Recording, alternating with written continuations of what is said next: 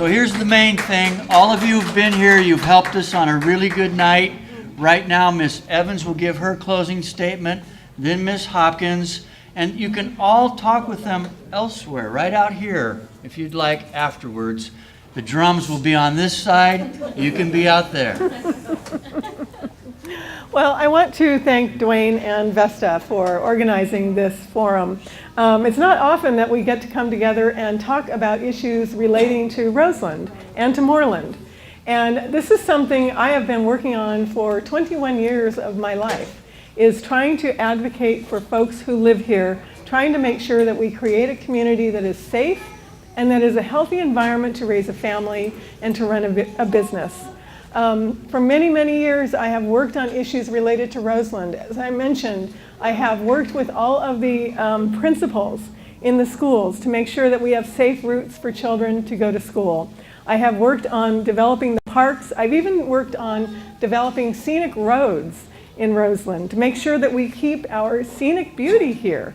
It's something that I have loved for decades, and it's in my heart, and it's something that I want to continue working on. This is why I'm running for supervisor, to be able to continue to provide the same kind of strong advocacy that I have provided for our community for 21 years.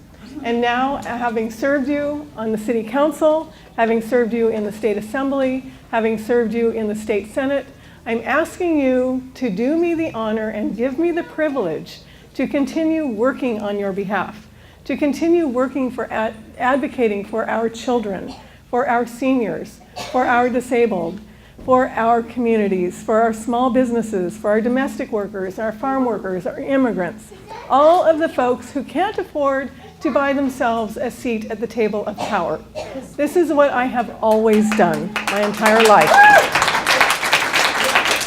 And I would be honored if you would allow me to do it for you on our Board of Supervisors. So I'm asking you tonight for your vote in November. And thank you very much for coming. It's been a great and very enthusiastic crowd, and I appreciate all the love for Roseland. Thank you, Miss Evans. Now, Miss Hopkins.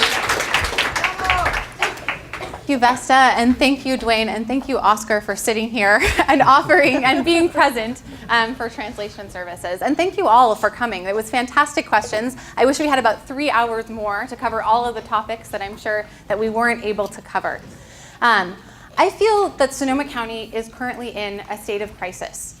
Cost of living is out of control. The amount of income that we are receiving is not keeping pace with the cost of housing. And it's really a result of the failed policies for decades that we have been experiencing in Sonoma County that really haven't fostered the development of affordable housing, that haven't fostered the creation of high-paying jobs. And I really do believe that we need a fresh perspective and fresh policy ideas to address these problems that have been just cans that are kicked down the road for decades upon decades.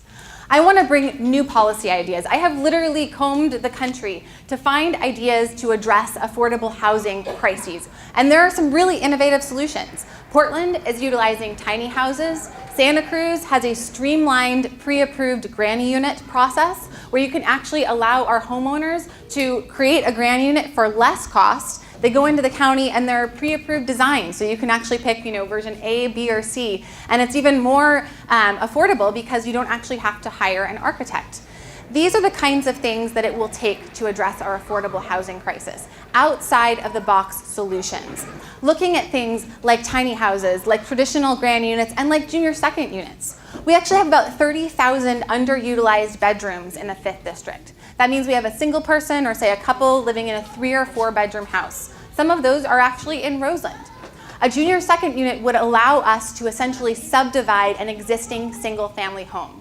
You could pop in a kitchenette, drop in a wall, pop out an additional entrance and exit, and suddenly you'd have a duplex where before you only had a single family home.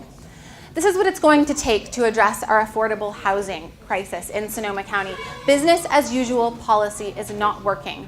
We need someone who is going to go out there, who's going to comb the country for the best policy ideas, and who is going to try to implement them here at home.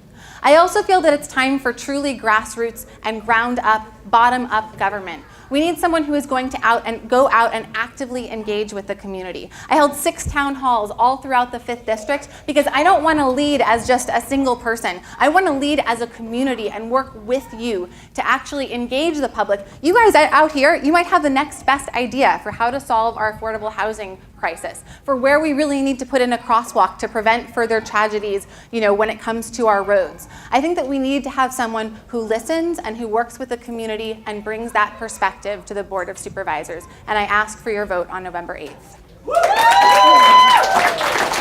Thank you, Ms. Hopkins. The Sonoma County Gazette thanks you for coming to this event tonight, and I'm going to slip in a quick Roseland question. I'm going to ask each of these candidates to answer yes or no. If you get elected, will you come back and do another forum in Roseland as soon as you're elected to talk about what we can do here in the next year? Yes. Yes or no? Yes? Yes. You heard it here. Yes. We're having a forum in Roseland in the beginning of the next year with the new county supervisor, whoever it may be. Yes. And I'd be pleased if I got to moderate. Nothing but a good time. Thank you all for coming. Be sure to read the 10 questions in the Sonoma County Gazette. The supervisor candidates have each answered them. And vote your conscience. Let's make Roseland a better place. I'll still be around. Go Roseland.